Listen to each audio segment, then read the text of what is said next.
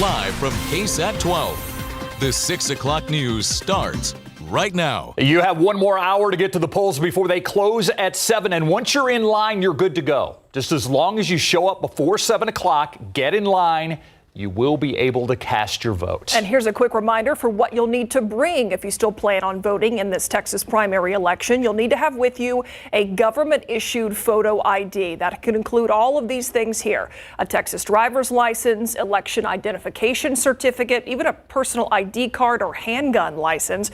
You could also use your passport, military ID, or a U.S. citizenship certificate with a picture. If you don't have any of those, don't worry. You can fill out a form at the polling location and use one of the following forms of supporting identification: a government document with your name and address, a current utility bill, bank statement or paycheck, or a government check or a birth certificate, all acceptable to bring to the polling places. With the presidential race plus state and local contest, voters have a lot to decide on today. The question is, how many of them have actually done that? Our John Paul Barajas is at the Bexar County Elections headquarters. You're keeping tabs on voter turnout, JP, but less than 12% of registered voters had cast their ballot as of 5 o'clock. Any improvement since then? Oh, Steve Meyer, there might have been, but unfortunately we have not gotten an update yet from the Bexar County Elections Administrator. At last check at 4:30, when we heard from her, she said 49,931 people in Bexar County had voted since polls opened up at 7 o'clock this morning. During that same briefing, that same update, she told us one of the polling sites has only seen 9 people today, just to give you an idea of how little people are coming out. She also mentioned some of those polling sites saw numbers up in the thousands. Now, we also asked Jackie Callanan, the elections coordinator administrator, how things have been going for the day. She said everything's been going smooth besides them trying to urge people to come out and to vote. Now, we also talked to them about people not getting mail-in ballots. Last month, KSAT did a story on that. She says that her office met with the post office shortly after that story, and the issues have since ramped down. And as of now, she believes they received 17,000 to 19,000 mail-in ballots. And here at the elections office, we've seen a handful of voters in the last few hours. Here's what they had to say. Your vote is important, and we're blessed to live in America where we have that opportunity to vote. Every vote counts, so really it's making sure that your voice is heard. There's a lot of different rhetoric that's going around, so just making sure that people are looking out for what they should. Again, as Steve mentioned off the top, as long as you are in line at a polling location by 7 o'clock, you will still get to vote. So you've got less than an hour to get down somewhere where you can do that to make sure you can cast your ballot. We hope to have another update in about an hour or so from the elections administrators. John Paul Barajas, KSAT 12 News.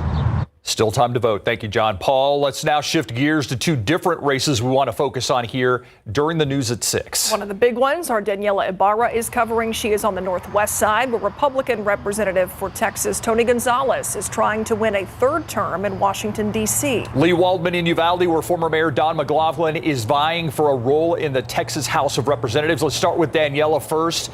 Daniela, Tony Gonzalez facing challenges from within his party that actually voted to censure him last year. How is he feeling tonight?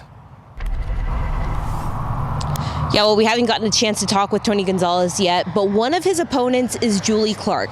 She is the chair of the Medina County Republican Party who introduced the measure to censure Gonzalez.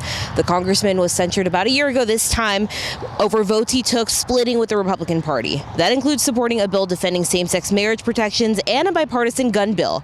That bill was passed in response to the Robb Elementary shooting in Uvalde, which is in the 23rd Congressional District. Now, to give you an idea of just how big this district is, it stretches from El Paso all the way to San Antonio's west side. It covers a large stretch of the border here in the U.S., and many of Gonzalez's opponents have criticized his handling of the border crisis. Now, in addition to Clark, Gonzalez has other challengers that includes Victor Avila, a retired ICE agent, Francisco Lopez, a retired Border Patrol agent, and Brandon Herrera, a social media personality and a so-called Second Amendment gun advocate. We're live on the northwest side. Daniela Ibarra, KSAT 12 News.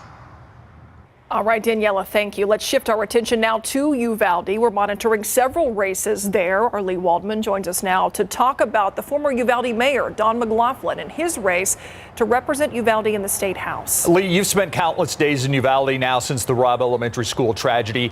Give us more understanding about why McLaughlin left his position as mayor to try and represent Uvalde at the state house. Steve, Myra, last July when the former mayor Don McLaughlin announced he was going to run for State House, he called this decision a no-brainer. Now, we know from that initial announcement that McLaughlin is running as a conservative Republican for a seat that was previously held by moderate Democrat Tracy King, who announced he was retiring at the end of his term.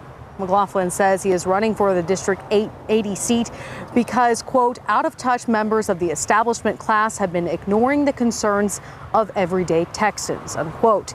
He's making property tax relief, school choice, land ownership by non-citizens, and border control as important issues to his campaign. We know when McLaughlin was mayor of Uvalde, he also made it clear he would support raising the age to buy a rifle from 18 to 21, an effort that Representative King also brought to his Republican counterparts in the legislature. Now, McLaughlin, he became internationally known for being the mayor of Uvalde when the Robb Elementary School shooting happened. He's also repeatedly made headlines over these last 2 years because he's been vocally criticizing the Uvalde County District Attorney Christina Mitchell's investigation into what happened at Robb. He has repeatedly called this a cover-up. Now, we also know that Mitchell is running uncontested for re-election this year. Live in Uvalde, Lee Waldman, KSAT 12 News. Lee, thank you. Those are just a few of the big races we're keeping an eye on right now. There are plenty more that our election team will be covering tonight. Those are a few as well. Yeah, we have complete coverage of every race in every county in our viewing area on our website right now, ksat.com. Plus, you can join Myra and me for KSAT's Super Tuesday live stream, our power panel assembling as we speak. It'll start right after the news at 6. The special coverage will be available on all of our streaming platforms and KSAT Plus. Weather, not a concern if you're headed out to the polls. Still got a little time to do that. You might need short sleeves and some shades to do it, Adam. Yeah, for sure. Today, actually, our first 90-degree day so far this year. That comes about a month before average. Our typical or average first 90-degree day is April 6th. Today, we hit 91. That's the warmest we've been since October 21st. 20 degrees above average and 3 degrees shy of the record. 86 now, but a beautiful evening. 75 at 8 o'clock. By 10 o'clock, we're at 70, midnight at 65. Just some nice high thin clouds giving us a beautiful sunset out there. So have your cameras ready to go and upload your photos to KSAT Connect if you snap some good ones. We do have a big temperature drop on the way, impacting the weekend the most. We'll get to that and our storm chances in a bit. All right, thanks, Adam. Breaking a record. It is the highest single donation the ALS Association has ever received. A dedicated donor wrote a check for $58 million. A patient tells Courtney Friedman he is ecstatic, thinking of all the good things this could change for families battling ALS. Hope is really all that we can dream of when it comes to such a terrible disease. That hope is what Juan Reyes felt when he heard about the single largest donation the ALS Association has ever received, $58 million. The historical gift from philanthropist Hugh Hoffman, who passed away last March at 92 years old. He lost his father to ALS, and at the end of his life, he wanted to ensure other families don't lose their loved ones. As we travel and as we go around, there's just so much more out there than what had been in the past. Juan's wife, Meg, is a well-known advocate for ALS research, treatment, and support. She's thrilled that there's already a structured breakdown of what this money will be used for. It'll be allocated to 3 of Hoffman's programs over 10 years. First, the Clinical Trial Awards Program, helping develop new and improved therapies, funding 2 to 3 additional ALS clinical trials per year, which totals 20 to 30 new trials over 10 years. The second round of funding goes to the Clinic Development Program, creating 8 new clinics and boosting services of 4 existing clinics, many of which depend on grant or federal funding. Third is the Patient Care Expansion Awards Program, which would provide 60 grants to ALS clinics and 3,000 grants to families struggling to afford care. It's expensive to modify your house. It's expensive to buy certain hospital equipment that may or may not be covered. News like this offers families solace in their dream that there will someday be a cure. Courtney Friedman, KSAT 12 News. What a donation for a devastating ailment. Well, how much do you think San Antonio council members should be paid? One idea on the table could put that in the six-figure range. A commission reviewing possible changes to the city charter thinks council pay should be tied to a specific cohort or group, like city department heads. Under that example, council salaries could go from a little under $46,000 to between $75,000 and $125,000, while the mayor's pay could go from about $62,000 to a range of $90,000 to $140,000. The commission's co-chair stressed this is an example, not their actual recommendation. That will be finalized over the next 3 months. Anything the commission suggests would need to be approved by voters. Jury selection has begun in the civil lawsuit against Andre McDonald. Last year, he faced a criminal trial and admitted then to killing his wife, Andreen, in 2019. Despite that admission, the jury convicted Andre McDonald of a lesser manslaughter charge, and he was sentenced to 20 years in prison. Now, the mother, daughter, and estate of Andreen are seeking more than $1 million in damages in a wrongful death lawsuit against McDonald, claiming that Andre killed her for financial gain. Check out traffic on this election night. And we see heavy traffic heading into downtown at I-10 and Frio, the eastbound lanes of I-10. Not all that unusual, but definitely slow going on both the upper and lower ramps as you head closer and closer to downtown San Antonio. Life lessons and a lasting impression. How first responders and Johnson High School students got real about the dangers of drunk driving. Coming up.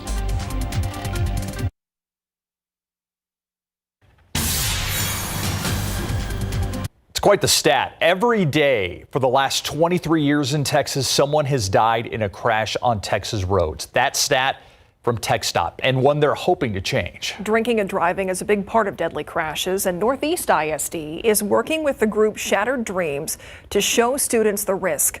Max Massey explains that even a funeral home was involved in this to make a life or death impression.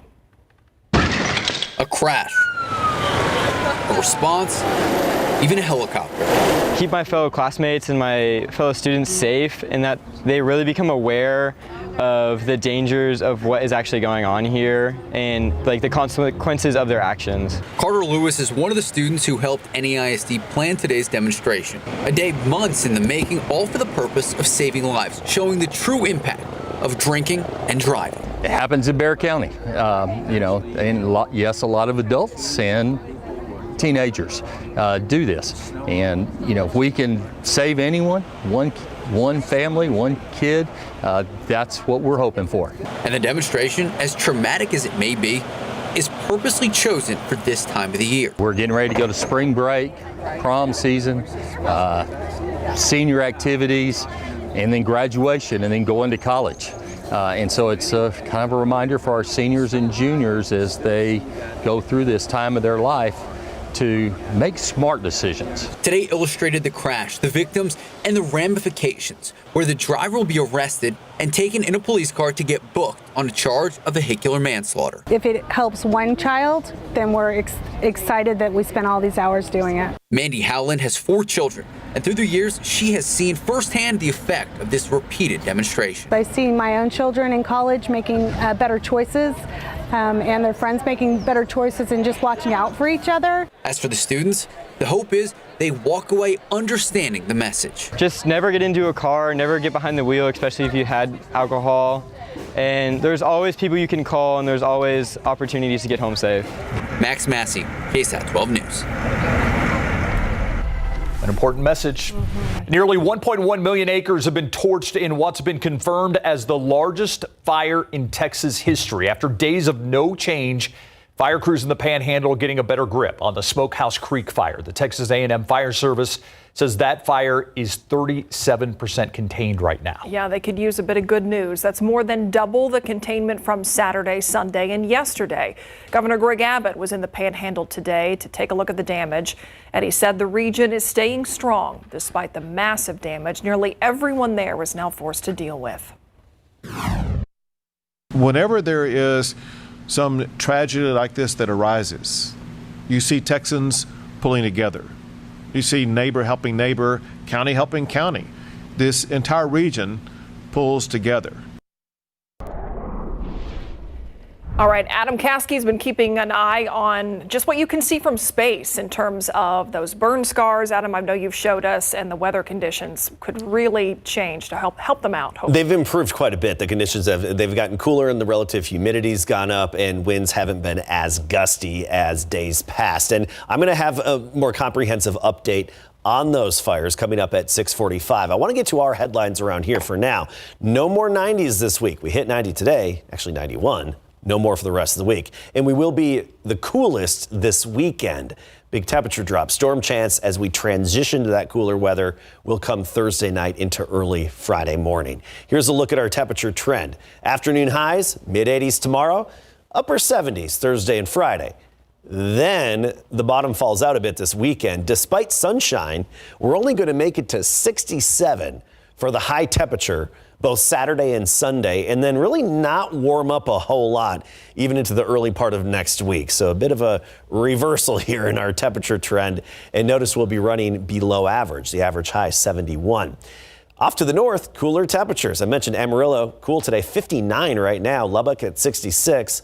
Oklahoma City 60. There's a cold front draped across North Texas. We have 80s and 90s on the warm side of it, which is where we are, and 70s and 60s, even some 50s on the cool side of it. But that front's not going to make it here. The wind behind that front just not strong enough to keep it moving south, and it's going to start to lift northward as a warm front soon. Right now we're 86 Stinson, Converse 83, Castroville at 87. And tomorrow morning we'll start the day in the upper 50s around San Antonio and Bexar County. You get into the hill country, low to mid 50s. Bandera 53, Boerne 55, Comfort 53 for the high temperature. By 10 a.m., we're already at 68 degrees. At noon, 76. Mixture of sun and clouds, and making it to 84 for the afternoon high. That's 84 here in town. Still a little closer to 90 as you get near the Rio Grande. Del Rio, 89. Carrizo Springs and Cotulla, both 90 for the high temperature. Timberwood Park, meanwhile, 82. And Elmendorf, 85. And then remember, those temperatures do fall off thereafter. But notice what's returning. Rain chances and actually thunderstorms, the potential for them Thursday night into very early Friday morning. We still have that at 40% chance, so not everybody getting hit, but some scattered activity likely develop. Today, it was all far east Texas into Louisiana and parts of the southeast where we had some severe weather. We're watching this swirl in the upper levels just west of California. It's still over the Pacific. That's going to venture our way, bring with it the upper level support to help get some lift in our atmosphere, give us some energy to combine with the instability to hopefully kickstart a few showers and thunderstorms, some much needed rain. However, I do think rainfall will be very limited, and most of us probably won't get hit by the rain. And it's important to note, along and west of I-35, any storm that develops does have a slight chance of becoming strong to severe. So that's something we'll keep an eye on and, of course, update you accordingly. Look at the weekend. Mornings in the 40s, afternoons 60s with sunshine. Sounds good. Thank you, Adam. All right, so the Brahmas play their first game here in San Antonio, end of the month. But they practice in Dallas. Yes, the entire UFL practices in a hub, I guess, up there in the DFW area. So the San Antonio Brahmas, well, they train at South Lake Carroll High School. We are live there. Mary Rominger has more. Plus, we have the Spurs at the Rockets, and we finally have a Wemby update coming up.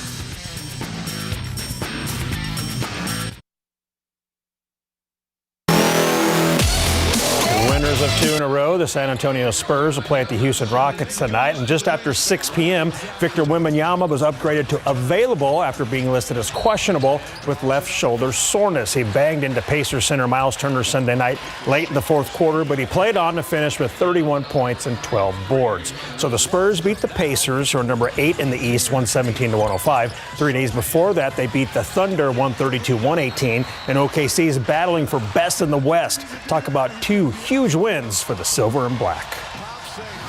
I mean, we're just trying to build good habits. We continue to stick together.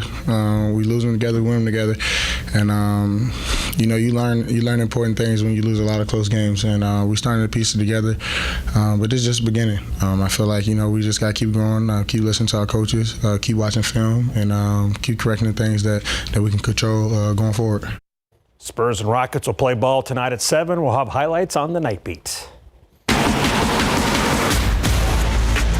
The San Antonio Brahmas are hard at work at South Lake Carroll High School in the Dallas-Fort Worth area as they get ready for the 2024 UFL season. The XFL and the USFL merge to form the 8-team United Football League, and all 8 teams practice around the DFW Metroplex. Wade Phillips is now the Brahmas head coach, and he's got some decisions to make with the first round of cuts looming. For more, let's go live to South Lake Carroll High School, where Mary Rominger is standing by. And Mary, what do you think about the Dragons facility? Hey, Larry, the athletic facility is really nice. There's a soccer game going on behind me, by the way. But yeah, it's exactly where you would think a UFL team should be practicing. It's up to par. And the San Antonio Brahmas has even said themselves that the turf is better than they've played on in years past. And as you alluded to, Larry, by the end of the week, the Brahmas' 75 player training camp roster will be cut down to 58, which means fighting for roster spots as well as position battles are at the forefront. Right now, Bernie High School alum Quentin Dormady is in a fight to be the Brahmas' starting quarterback. We went one-on-one with Dormady, so you'll hear from him tonight on the Night Beat. As for Texas State alum and Cuero native Savion Patton, he's coming off of an all-XFL season with Orlando, so he's a great asset to the team. But Patton has a nothing is guaranteed mindset. Yeah, I had success last year, but that was last year. You know, that was in the past, and I'm worried about today. You know, just keep stacking these days. You know, today's like day 10 being here. I'm going to go watch the film, correct my mistakes, 'cause I'm still making mistakes. No matter how good I am, I still got things to fix, you know, and just keep taking it one day at a time. Savion's played really well. Yeah, he was all XFL for a reason. He's a good player, and he's been really working hard to get better. And so, yeah, I don't think he has any problem with getting cut.